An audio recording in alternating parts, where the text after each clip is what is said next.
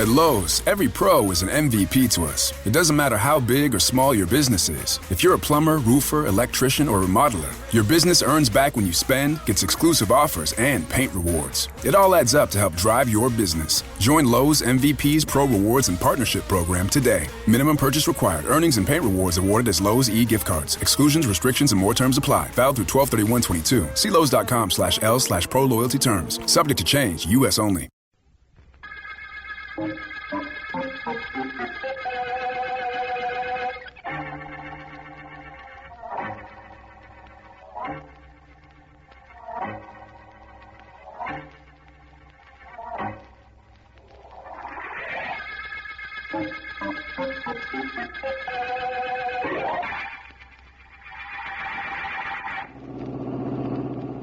You see, Vance, our office doesn't handle only murder cases. Sometimes, as in this one, the case is a little less physical, but still, it's interesting. You don't have to convince me that being a district attorney isn't dull, Markham. This Joe Somer whom we're going to see, just what is the charge against him? His partner is accusing him of grand larceny. Oh? I happen to know Somer pretty well, and before an indictment is handed down, I want to talk to him. I liked him. Quiet, always considerate. Nice of you to come with me, Vance. I'm glad of the chance to get out of the office. Good. Well, this is the street you said Somer lives on. This house should be that one. There's a crowd around that house, Vance. Something's happened. No doubt about that, my friend. Let's find out what. Oh, there's a police officer over there, Markham. Yes. Let's find out about this. I'm with you, Vance. Hey, stop shoving, will you? Pardon me. Sorry. Excuse me, please. Get back, everybody. Get back there. Hello, officer. I'm District Attorney Markham. Oh, sure. I recognize you, Mr. Markham. It's quite a thing we have here. Fellow lives here. A man named Joe Somer jumped or fell from the roof of his house. What? He was dead when he hit the ground. Joe Somer, Markham. That's the man you wanted to see. Not right now. It was suicide, all right, Mr. Markham. Almost hit a couple of people when he jumped. That's awful. I found a suicide note in the house. There wasn't anybody home, but the note was right where I couldn't miss it when I went in. I'll turn it in with my report. All right, officer. Well, Vance, I promised you a case. It looks like it's over before it even began. That, my friend, is a matter of opinion. Perhaps there is no larceny case, but I have an idea that instead of it, we're going to have a murder investigation.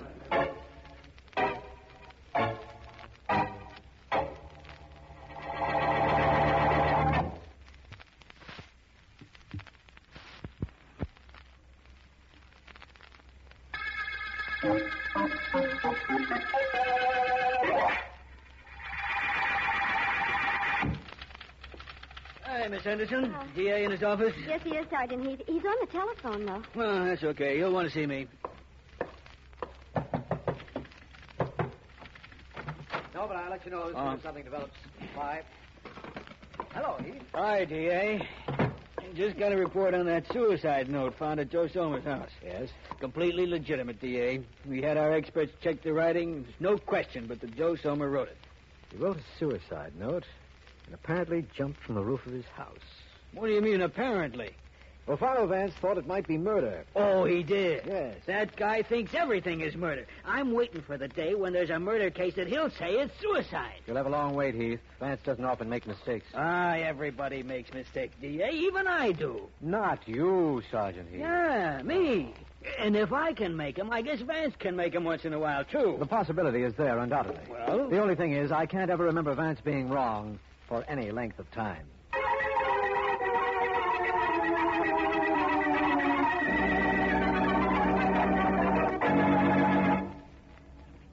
I don't imagine I'll be too long, Mrs. Somer. All Thank right. you for letting me use this desk. It's quite all right, Mr. Vance, but just what are you writing? Nothing, really, just scribbling. Are there any more pens in this house? You've tried all of them that I could find, including Joe's fountain pen. What's the big idea? I won't know whether or not it's a big idea until later. Right now, Oh, there's someone at the door. Excuse me. Oh, go right ahead, Mrs. Somer. Please don't let me disturb you. Any more than you have, you mean? Yes? Oh, Mr. Dale. Mrs. Somer, may I come in? Why, yes. Yes, of course. I have company, as you can see. Oh. Philo Vance, the private investigator. Mr. Vance, this is Alfred Dale, my husband's partner. How do you do? Hello, Vance. It took Joe's death to get you over to our house, didn't it, Mr. Dale? Well, Too bad you didn't find time to come here while he was still alive. Mrs. Somer, I assure you, Excuse me, please. Mrs. Somer, I'm finished with those pens. All right. Now, can you tell me what your husband was doing on the roof? I'm trying to find out if he deliberately went up there to commit suicide or if he got the idea while he was on the roof. He left a note, the papers say. Doesn't that indicate he went up there to jump? Not necessarily. And I believe I was asking Mrs. Sommer. Oh, sorry. When I left the house yesterday morning, Vance, I asked Joe to fix the radio aerial on the roof. That might have given him the idea. Yes, it might. May I go up and see the roof? If you like. Wait till I throw a coat over my shoulders and I'll go up with you. Might just as well see the place where poor Joe jumped. Like to come up, Mr. Dale? All right. This way, gentlemen. Up these steps to the second floor, then we go up through the attic to the roof. Lead on. There's a light at the top of these steps. I'll turn it on. You gentlemen might have a little trouble in the attic. There's no light there, and I'm afraid there are a lot of trunks lying around. There are in practically every attic. Go right ahead, gentlemen. I'll turn on this light. After you, Dale. Certainly. Very well. You know, there's something about this procession reminds me of the 3 little Indians. Isn't that 10 little Indians? Not after 7 of them were killed. You're perfectly right, of course. Careful now. It's pretty dark up here. Indeed it is. Just walk straight ahead, Mr. Dale. There are a few steps leading up to the roof. You know, there are times when I... Oh! Sorry, I must have kicked one of your trunks. It can stand it. Find the steps all right, Mr. Dale? Yes, right here.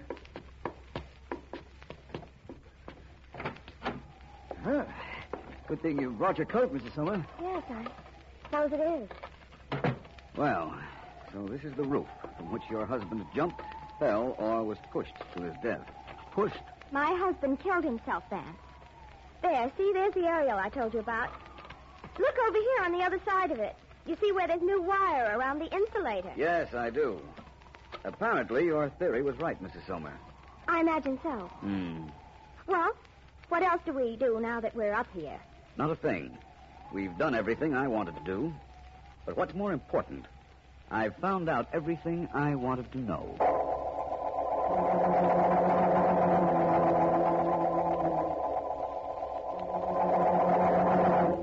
I'm just about to go to bed, Markham, but I thought I'd call you and report what happened today at the Somers' house. You know, I'm very anxious to hear. What'd you find out? Well, first of all, I met Joe Somers' partner, Alfred Dale. You did? We went up to the roof. What? Vance, what's happened? That was a shot. Vance, are you there? What happened? It's all right, Vance, my friend. Good. I'm lying here on the floor, out of reach of any second bullet. Besides, there's no light in the room now. Somebody fired at me from the fire escape and got the lamp instead. But, man, how can you be that calm? Somebody just tried to kill you. Yes, I know. And that means you were right. That Somers' death wasn't suicide, but murder. And the murderer was just close to you. That isn't the only thing the shot meant, Markham. It also meant that I am very close to the murderer.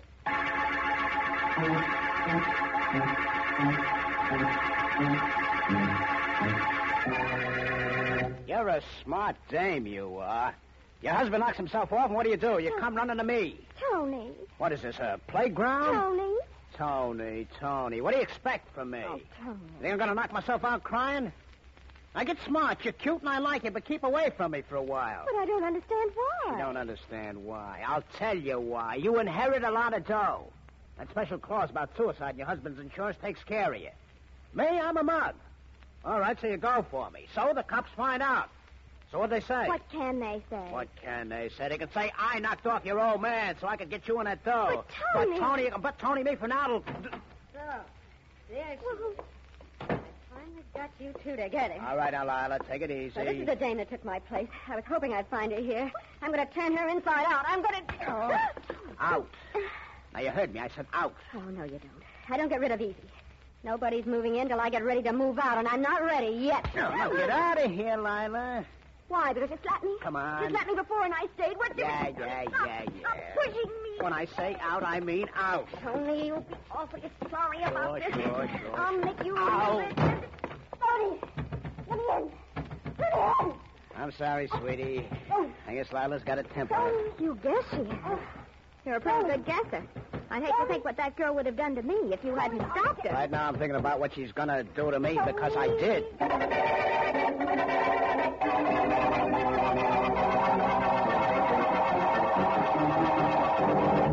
Now, look, Markham, you listen to me. I know what I'm talking about. I don't doubt that, Miss... Just call me Lila. I'm going to hand you the murder of Joe Sommer. Hand him to you right on a silver platter. That's all very well, Lila, except that indications are that Sommer committed suicide. He left a note. I don't care what he left. I know a guy who wanted him dead. Just fool around with that. Wishing someone were dead rarely is fatal to a victim. Huh? Well, Tony didn't only wish. He gets what he wants. And he wanted Mrs. Sommer. Joe Sommer was in the way. Tony got rid of him. I don't know how, I just know he did. All right, Lila. Let's concede for a moment that you know he did. How do you prove it? That isn't my job. You're the district attorney, aren't you? I was when I looked last. Oh, very funny. Just a moment. I want to call Philo Vance. Well, you'd be better off calling a cop and having him pick up Tony. Up until now, Lila, I've been a pretty good judge of my own welfare, thank you. Hello, Vance speaking. Markham Vance, listen, there seems to be more and more confirmation of your murder theory about Joe Sommer. Well, I'm glad to hear it, Markham. Actually, and originally, it wasn't a theory, merely an idea, despite that suicide note. Which has never been explained. But which will be. Good. Now, what's the extra confirmation you called me about?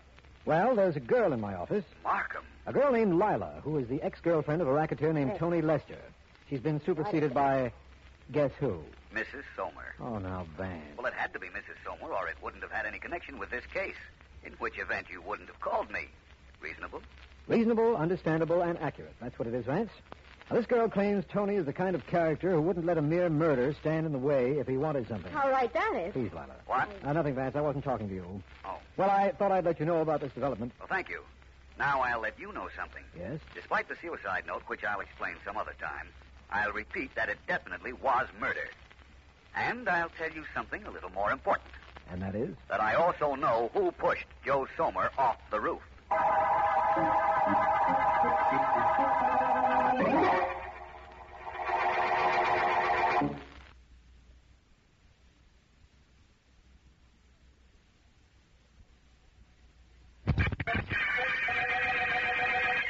This is District Attorney Markham. The Rooftop murder case began with the apparent suicide of Joe Sommer. Vance, believing Sommer was murdered, has found substantiation of his theory, despite the presence of a bona fide suicide note. Inasmuch as Vance insists it is a murder, I know we have three suspects. Tony Lester, a racketeer, Alfred Dale, Sommer's partner, and Sommer's widow. To continue our investigations, I have met Vance in the office shared by Sommer and Dale.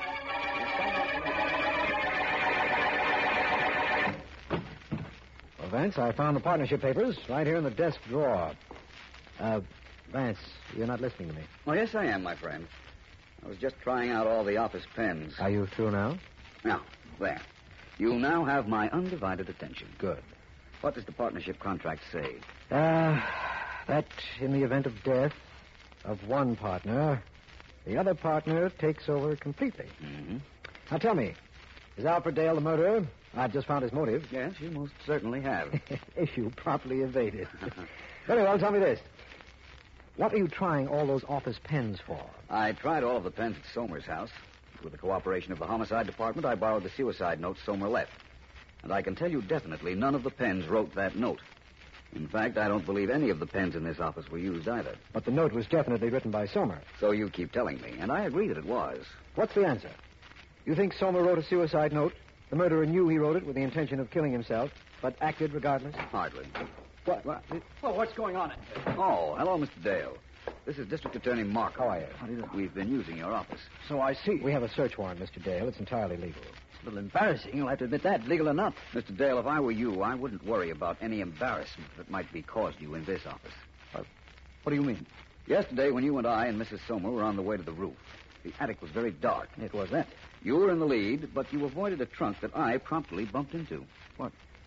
Yes, that's true, now that I recall it. Mrs. Somers said you'd never been in that house before, yet you avoided the trunk. Oh, I have very good eyesight. Or a good memory. What do you mean? I just don't want you to resent our being here, that's all. We do have good reason, don't you think? I don't think I have anything to say. That, Mr. Dale, is probably the smartest thing you've said since you came into this room. What does that mean? That I'm due to be arrested any moment on suspicion of murder? I wouldn't say that. Not any moment, Mr. Dale. I want to be very sure of my proof before Mr. Markham makes any arrest in this case. Oh,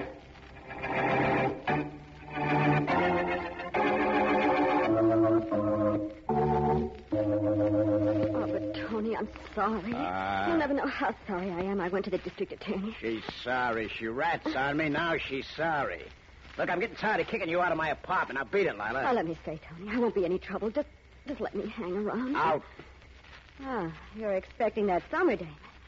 She's going to be here. Shut up, you. Don't you talk about her. Don't even say her name. Oh, I'm not good enough to say her name, huh? I'll say it. I'll scream it so everybody can hear it. Shut up, I said. All right, get out.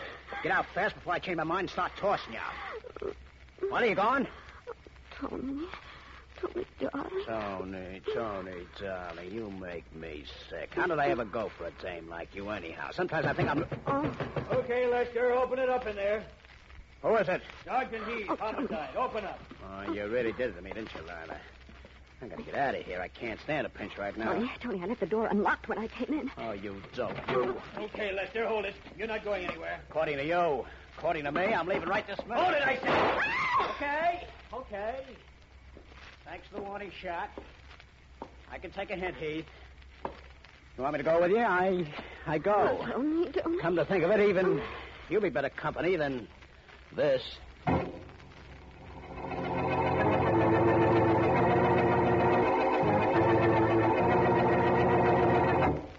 Well, what is it you wanted now, Mr. Vance? All the clippings you have on a man named Joe Somer. I don't imagine there'll be too many.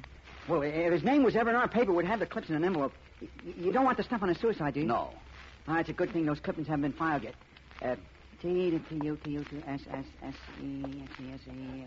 Oh, here we are. Sealy, Sabansky, Skelly, small. Oh, here we are. Somer, Joe. Here's his envelope, Mr. Vance. He feels kind of thin. Well, I expected that.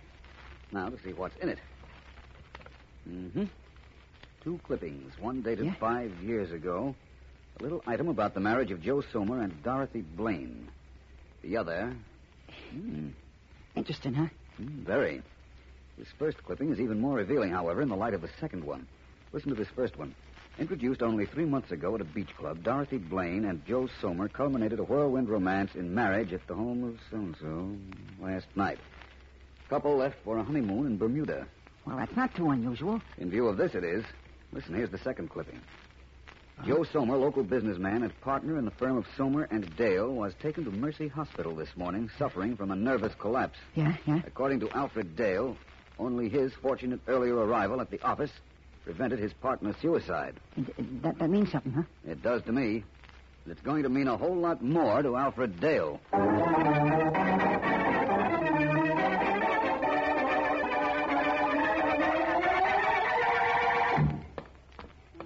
Tony! Oh, it's you. Tony, I waited out here in the street to find out what would happen to you. So what? I heard you were arrested. You heard I was arrested. Sure, I was arrested, but I'm out. Did they think you killed my husband? How do I know what they think? All I know is I'm getting out of town. I'm going with you. Now, don't be a dope. I need you like I need a hole in the head. You're taking me. I'm going home to pack right now. I'll meet you at the airport in an hour. Now, listen. You better take me, Tony. It'll be so much better for you if you do.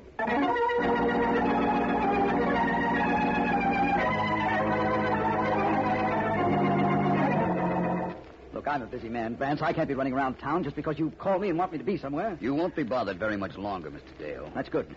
I wonder why Mrs. Somer doesn't answer her bell. You'd better try it again. Did it ever occur to you that perhaps she isn't home? Did it ever occur to you that this house might be watched? And if she weren't home, that man across the street, who happens to be Sergeant Heath of the Homicide Department, would have told me. But still, Mr. Vance. Yes, and Mr. Dale, your husband's partner. You two remember each other, of course. Naturally. We're coming in, Mrs. Somer. Yes, of course. I really don't know what I'm doing here, Mrs. Somer. I don't either. What is it you want, Vance? We want to go into the living room, for one thing. We'll talk out here if you don't mind. Oh, but I do. Well. Well, what's that I see in the living room? A trunk. Going somewhere, Mrs. Somer? Come in, gentlemen. Yes, I was going somewhere. I was leaving town. Any objections, Vance? Definitely. Mrs. Somer, do you own a gun? Of course not. What kind of a question is that? Figure it out. You see, the person who killed your husband fired a shot at me the other night. You're convinced that someone killed my husband? Yes. That he didn't commit suicide? That's right. Dale, do you own a gun? Why, Oh, come now. It'll probably be on record if you do. All right, Vance. I own a gun. And I carry it. I'll take it if you don't mind. Here you are. Thank you. Pardon my back a moment, Mrs. Somer. Sure. Mm-hmm. Mm-hmm. Vance, what are you trying to do? Stop right there, Dale. I want you to remember something for me. Just 1 second while I lay your gun down on the table. Now. Now what? Mr. Dale, do you recall that about 6 or 7 years ago your partner tried to commit suicide? Yes, I do. You left a suicide note at that time. What happened to it?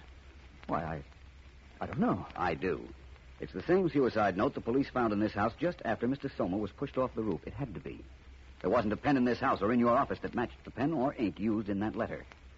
The police found the first suicide note planted here to indicate Sommer really did it the second time. What are you trying to prove? And if it's the fact that I murdered my husband, let me inform you that I never even knew him when he tried to kill himself the first time. That's correct. You didn't. Oh, I see what you're driving at. That's good. I took the note 6 years ago, kept it, killed Sommer the other day, and left the note here, and you thought I was in this house before when you discovered I didn't trip over the trunk in the darkened attic. Is that what I'm driving at? Well, it must be. But I won't stand for it, Vance. I won't be framed for murder. Stop right where you are, Dale. Do yourself a favor. Don't make me force you to stay. Mrs. Sommer, Yes? you killed your husband, of course. So you say. So I say, and so I can prove. And you know I'm not bluffing, don't you? You knew you gave yourself away up on the roof the other day. That's the reason you tried to kill me in my apartment. Yes. I know you're not bluffing. I realize what I did. And I realize that I've got to kill you now. You realize that, too, don't you? Vance, she's picked up my gun. She won't use it. Oh, no? Now, Mrs. Sommer... I won't use it, huh, Vance? That's what you think. Vance, my gun is loaded. He knows. And he must know that I'm going to shoot both of you now. The gun won't fire, Mrs. Sommer. I took out the bullets when I turned my back on you a moment ago. Now I'll take that gun away. Thank you. That will be all, Mrs. Sommer. All that is, except my explaining to Mr. Markham how I knew it was you.